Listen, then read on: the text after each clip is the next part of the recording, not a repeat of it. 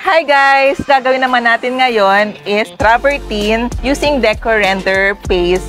So as you can see guys, na yung wall natin is may existing na siya na coating. Ang gagawin muna natin is lilihain muna natin ito ng 220 grit para kumapit ang ating primer dito sa ating wall. Lilinisan naman po natin ito ng basahan para matanggal ang mga alikabok. Lalagyan na tayo ng Deco Quartz Primer. Ipahid lang natin siya ng ganyan.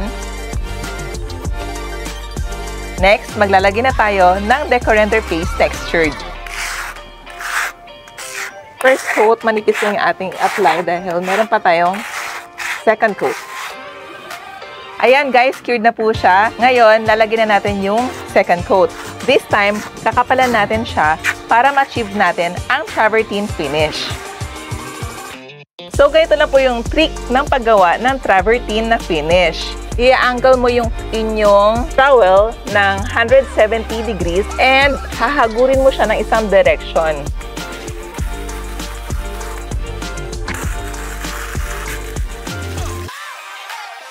Ayan, tuyo na yung ating travertine finish. Lilihain muna natin ito ng 1000 grit. Ayan, ready na tayo next mag-apply ng sealer. Ang gagamitin natin ngayon is Nano Seal. Ayan, ang ganda ng finish natin. Kayo, nagustuhan nyo rin ba? See ya!